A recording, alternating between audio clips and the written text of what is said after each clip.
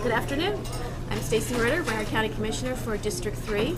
This is Coffee to Meet the Press.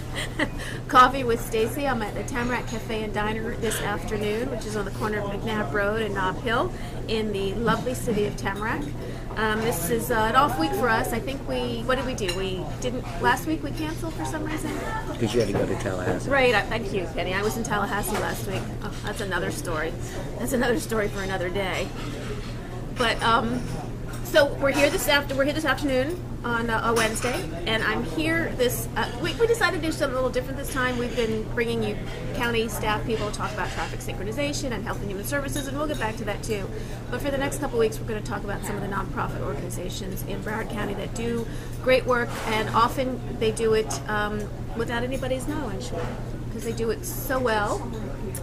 But silently, and there are a bunch of them, and we want to educate the people of Broward County about all the nonprofits that are there for them, especially when the economy has turned as bad as it has. So we're going to start with the Broward Pantry of Broward, which of course everybody knows from my stint last year, Dancing with the Stars, and I came in second. I was robbed. We're here this afternoon with Penny Lowen, who is the Chief Executive Officer, the CEO of Dancing with the Stars, of the Pantry of Broward, and it was Penny's idea to come up with the Dancing with the Stars fundraiser, and it was a fundraiser. So let's talk about the Pantry for a minute. How long's the Pantry been in existence? 3 years this July. Okay, and what does it do? We take care of senior citizens on low fixed incomes and grandparents raising grandchildren. See, did you know that, Norma? No, it.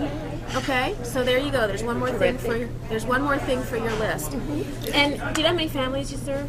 425 clients. Wow. Which represents roughly 900 to 1,000 people, 125 of those being grandchildren.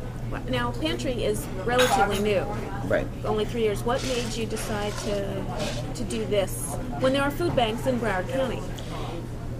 But I worked at another nonprofit, and the elderly were overlooked. Their needs weren't being met, and personally, nobody really cared. You know, they call senior citizens the silent generation. I call them the forgotten generation. So we decided, BJ Buntrock and myself, that we were just going to take care of the elderly because they need our help. Now, you and BJ have been actively involved for a long time here in Broward County. What other things, before you did the Pantry, what other kinds of things were you involved in? Well, BJ's been involved in everything. She helped start the hospice for Broward County. She built a chartered school. She does thermography to detect breast cancer early. She owns Flowers and Found Objects on Las Olas Boulevard. You know, and she gives, she helps everybody, not just nonprofit organizations. Mm-hmm. Right. And you guys have known each other forever. Yes, long time. So you started now tell everybody what the Pantry of Broward is. We actually didn't, I mentioned food bank, but. We're more than a food bank. You know, the food is just one indication that somebody's having difficulties. You know, these people worked hard all their life. They've outlived their money, they've outlived their resources, and they need help. And they're proud, and they don't want to ask for it. So we get them in the door by providing them with a food box. And then we talk to them one-on-one. And that's when we find out that they haven't had an eye exam in 9 years, didn't understand that they're entitled to Medicaid or Medicare, didn't understand they could qualify for food stamps. And when you first even mention food stamps, no, not me. That's for the really needy, not me. Well, you're entitled. No, I'm not entitled. I just need some money to help me pay for my medicine and to get some food. So, because I have Betty, who's 75, sorry Betty, who works there, she gets them to sit down next to him, keeps them calm, keeps them happy, and before they know it, they've applied for food stamps. How do you find your clients? How do they find you? A lot of them, word of mouth. Others, we have partnered with a lot of other nonprofits because, my opinion, we all need to work together. We can do more good by working together instead of independently. So we work with the Jewish Federation, and they send us clients. We deliver to the Jewish Federation out here. They have a lot of people that need help. We work with 211. We work with Meals on Wheels. We work with Flippin' It. It's an organization that's been around for about 5 years. I did win the Oscar over them. Sorry, Flippin' It. They're a nutritional and health more for children. So what we did is I partnered with them, and they came to the pantry. We brought in our grandparents and our grandkids so that they could have some bonding time and doing something fun. And Flippany would teach them how to cut up the vegetables and how to make meals with the food boxes we provide them. And they all had a wonderful time. And I'm applying for a grant, so we can continue the classes, because they're small classes. You know, because they only have these little stoves that they bring. Mm-hmm. Actually, I have seen it. Excuse me, either on television and a short piece on the news or something. Who's given the grant? Well, I've applied for several. I haven't gotten any yet. In the classes, they gave me the first class free, and it runs for 6 weeks, one night a week, and they do 15 to 20. But I have 125 grandkids. Well, not all of them are cooking age, but so.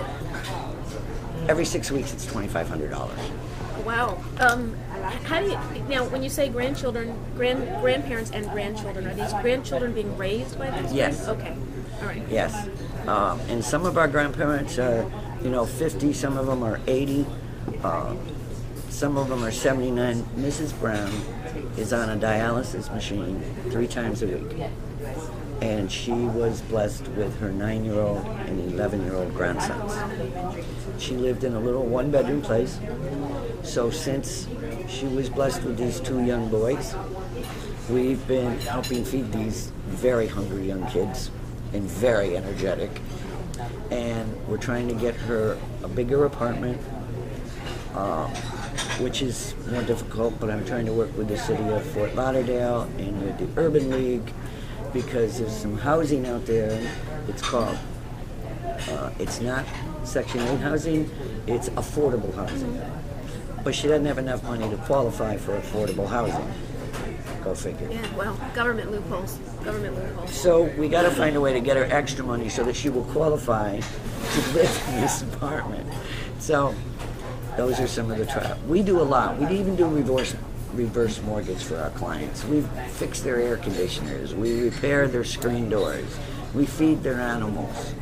How do they get a hold of you? How do people get a hold of you? What's the phone number or the or the website or whatever? The website is pantryofbroward.org. The phone number is 954-358-1481. And you're in downtown Fort Lauderdale. You're in Fort Lauderdale. Yes. You're actually not far from the government. But we cover all of Broward County. Right. And do you require your clients to come to you, or do you guys go to them? It depends on. We have some of our clients who live in housing developments, like in Pembroke's Prime, out here in Tamarac. We deliver food boxes because most of them don't have transportation, and it makes it fair and equal. So that's how we do that. Then we have some homebound people. They either don't have transportation, they can't take the bus, they don't have any friends or family to give them a ride, so we deliver to them. And then the rest of our clients come and pick up from us. Do you have paid staff and volunteers? I have a handful of bare bones staff, and then we have some wonderful volunteers.